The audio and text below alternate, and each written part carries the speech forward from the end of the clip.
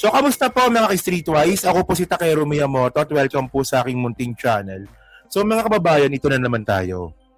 Tuwing Lunes, umaasa po tayo na si Alan Fierro papalitan na po bilang Senate President. Eh, ngayon po kasi, may binabanggit po ngayon itong si magkapatid na Tulfo. So, unang-una, si Erwin. So, two disgusted senators may be top for co-op, sabi nga ni Tulfo. So, malamang alam nyo na yung kwento nito eh. Pero kwento ko lang sa hindi nakakaalam. So, noong nakarang araw mga ka-Streetwise, no, Wednesday ata yun kung di ko nakakamali. Wednesday ba yun? Basta Wednesday ata yun, no.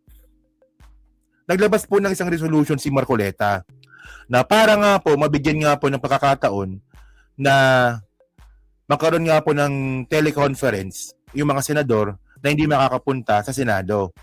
Ganun eh. Kasi dati naman okay naman po yung online kung talagang walang choice. For example, pandemic. Di ba, lang mapilitin mo yung mga senador na pumasok. Kasi pag yung mga senador pumasok, mga kababayan, sa Senado, hindi lang naman sila pumapasok. May mga staff po sila. At syempre, pag may staff, no, may mga senador, may media. So kaya, pandemic talaga mga ka-Streetwise na ang nangyari dati. Online sila noon.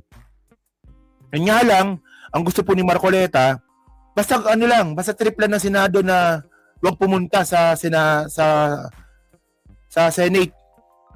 Dahil pwede na sila mag-online. Okay sana yun eh. Sa totoo lang, okay sana yun. Yun nga lang, alam naman po natin na binabraso po nila ito. Pinipilit po nila ito mangyari kaagad. Kasi alam naman po natin mga kababayan, no? Alam naman natin mga kababayan, no? Na kada amendments ng isang rules, dapat po dumadaan po ito sa proseso. Hindi pwede pag trip lang ng Senate President, papalitan mo na kaagad. Anong ginawa ni Marcoleta mga Streetwise? Nirecommend po yung teleconference. Tapos, pinasa niya sa Committee on Rules. Tama yun. Yun nga lang, ang Committee on Rules, hindi pa po establish. Kasi bagong palit nga po yung Senate President. Ang meron lang po nun, yung acting committee chairman na si Joel Villanueva. Itong gagong Joel Villanueva naman mga kababayan, alam na wala naman siyang member ng Committee on Rules, binalik sa plenary. Sa pagdidibatihan na. Mali po yun. Kaya nga sabi nga po dito ngayon ni Erwin Tulfo, may mga senador, dalawa, na disgusted. Doon nga pa sa ginawa nga ni Marcoleta at saka ni Cayetano. Puta, hindi pa napag-uusapan ng Committee on Rules kasi hindi pa nga na-establish. Binalik mo sa plenary, baboy naman nun. Sobrang kababoyan naman nung putang ina mo Alan Peter Cayetano ka. So ngayon ang tanong ngayon natin dito, bakit ganun? Para kanino? Para saan? At bakit ganun nga po ang plano ng mga majority ngayon? So ngayon, mga kababayan ngayon, ito, meron daw pong dalawang senador na lilipat dahil disgusted nga daw po sa ginawa ni Cayetano at saka ni Marcoleta. Sabi niya dito, no? Two senators from the majority bloc who look disgusted with the turmoil bedeviling, putang lalim ng English, bedeviling the Senate may be persuaded to jump the fence and force another leadership change according to Erwin Tulfo. Yan. So dahil nga daw po sa pangyayari nga po ngayon, mukhang makakaroon na naman daw po ng kudeta para palitan po si Alan Fierro. So, two of them probably after what happened were a bit disgusted and could believe what's transpiring. Probably, we can talk to these two over the weekend, Tulfo told to One News. Okay. So, ito na naman, no? Ito yung bagong daan ngayon para mapalitan si Alan Fierro, no? So, ngayon, mga Streetwise, no, meron pang binabanggit dito. Ginatungan pa yan ni Montulfo na idol po ni Chris Angel. Montulfo. Sabi dito, two senators disgranted. So, paras lang din naman dito. Yan. Paras lang naman. So, yan lang report sa akin ng aking Tweety Bird kapag nagkataon ang minority ay magiging majority na. Di ba? Change places in the Senate that can seem to put its acts together. Ang ilalagay na SP sa bagong majority ay si Jajan! Win Gatchalian! Si Papa Win, oo. Na pogi, mas pogi pa to kay John Vic. Nagtanungin ko sa mga utol ko kung sina Rafi at Erwin ay ayaw naman magsalita. Okay, so buti pa daw ang Tweety Bird daw po ni Montulpo maasahan. So ngayon, ito meron siyang dalawang clue dito. Alam niyo naman to si Montulpo, minsan sablay to minsan eh. Oh. So for the win, no? For the win, no? So ang clue ngayon ni Montulpo, yung isa daw po mataray. So ibig sabihin yung isa babae. At ang isa naman kaibigan ni Lisa Marcos. Okay, so ibig sabihin isang lalaki, isang babae. So ngayon, balikan ngayon natin yung listahan. Sabihin po. Ang maliwagang listahan. Okay. Yan. Hindi, bago muna natin puntahan yung listahan, may video pala dito si Erwin Tulfo. May lumipat. Do you honestly think, sir, at this stage, na dito sa 11, meron pang posibleng lumipat sa inyo? Yeah. You think so? Sa amin, going to them. Hindi, sila po From them, from the nalilipat sa inyo. majority, going to the minority. I think so. Kasi nga, nagbibiroan kami, mga body language nila during Wednesday. May kita mo naman na some of them, some are quiet, one wasn't there. Si Senator Cheese yun, ako na po magsasabi. Okay. So si Cheese yung isa. Si Cheese.